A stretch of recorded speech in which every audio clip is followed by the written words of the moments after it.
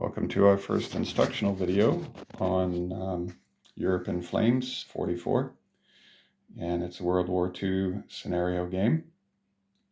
We're going to introduce you to some of the basics of the game so that reading through 10 pages of rules doesn't overwhelm you, especially with all the stats and stuff. And so this game is still a work in progress. As of this recording, we're at version 1.6. And it probably will go through some more revisions, but at least you'll know the basics as we do this. It won't seem nearly as overwhelming. So at the beginning of the game, each player is given what you see here before you. They are given 3 plates of standard infantrymen, in this case German infantry, and there's 3 on a plate. Then they are given 2 more plates of standard infantry, but each has a light machine gun as well on the base. Then they are given 2 non-commissioned officers. The light machine gun has its own perks and abilities different from the riflemen that are all here. So we'll talk about that when we look at the different classes of soldiers.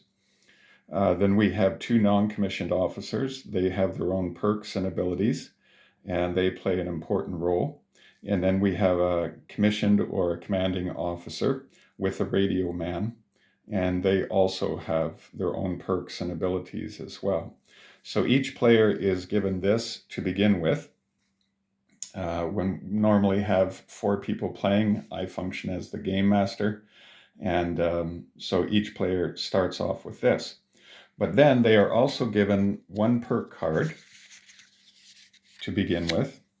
And if, in this case, it's Germans, the player is given 3 resource cards. 1, 2, 3.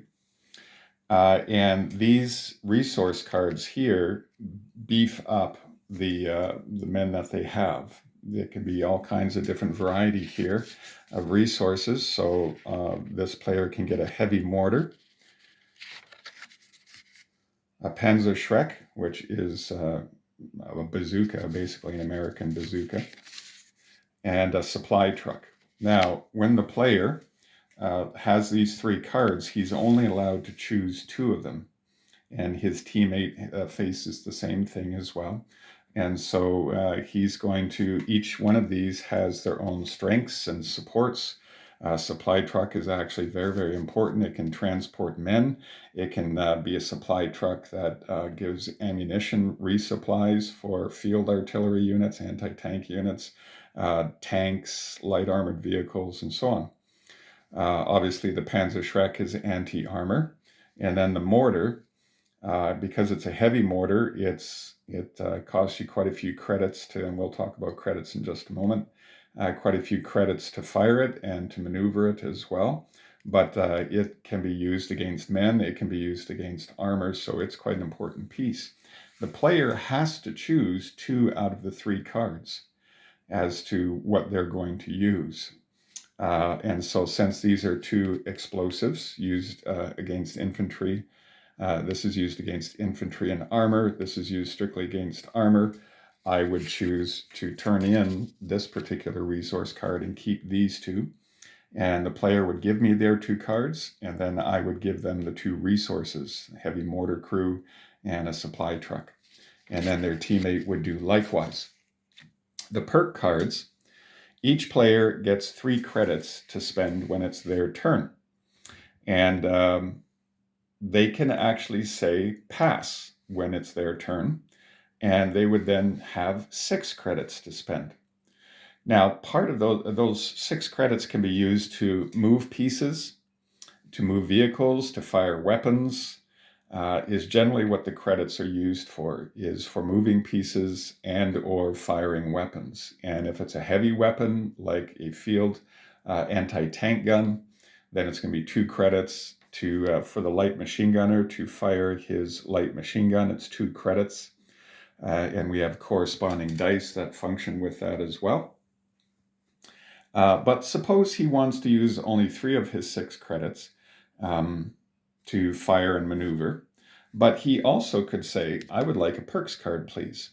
and that cost him 3 credits. Now, each player begins with a perks card, but throughout the game, and so now one soldier is now a veteran, and that means they get 1 extra pip whenever they roll the dice. They add 1 dot on the dice because he's a veteran.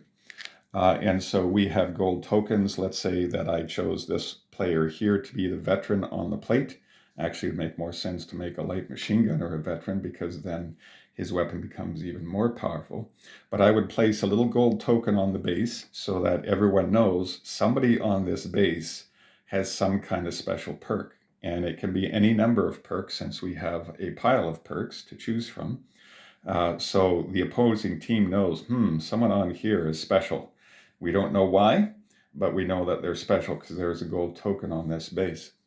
But so that was at the very beginning of the game. The player found out that one of their soldiers is a veteran. It's a soldier of their choice, and they identify in their mind, okay, I'm going to make this light machine gunner, so I don't have to tell my opponents that.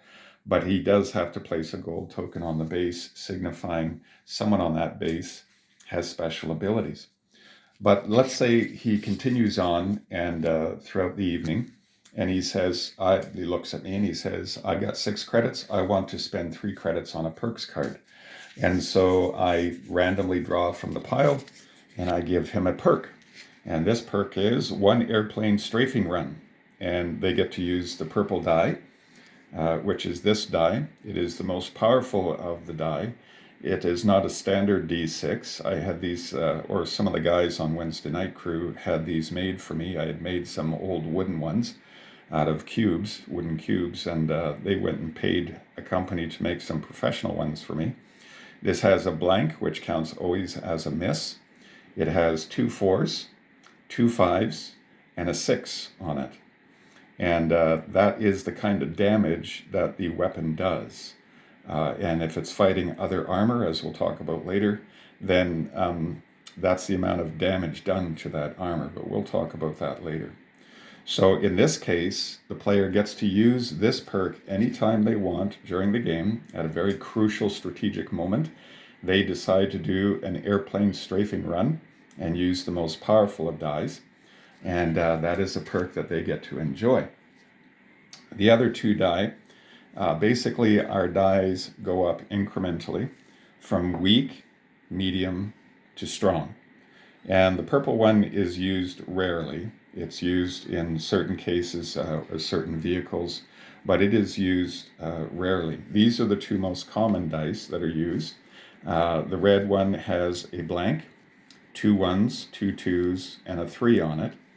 The black has a blank, 2 2s, 2 3s, and a single 4 on it. And so this one is used for rifle fire and hand grenades. This one is used for the light machine guns, the heavy machine guns. It's used for mortars. It's used when tanks fire their main weapon. So this one is used quite a bit, and this one is used quite a bit as well. So those are the dice. Lastly, let's talk about how a conflict may occur.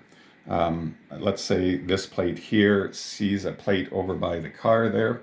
And so I say this soldier is going to attack a soldier behind that car. And we both roll our dice. We both have a red dice, and we roll. And let's suppose I beat him in that encounter. Well, then he would place this yellow tile underneath of his plate. Now I'll just do it with the German right now. And that signifies that 1 soldier on that plate has died. It doesn't really matter who, because these are just standard infantry. Obviously, if it was the light machine gun crew, then I don't want my light machine gun to die. And so I'll say, one of these guys died. But let's say again I had another encounter and I lost. Now I flip it over and I place a red tile underneath of it, and that signifies 2 men have died on that plate, and probably again the light machine gunner is not going to be the one who dies unless he's been specifically attacked by my opponent and they say, I am attacking this guy here. But let's say a hand grenade was thrown at them, or a strafing run or something like that. I get to choose who died, and my opponent rolled 2 on their dice, and so I choose these 2 guys standing up as the dead ones and the light machine gunner living. Once he dies, then the base is simply taken off of the table. So those are the basics for setting up. We'll move on now to some of the more specific rules.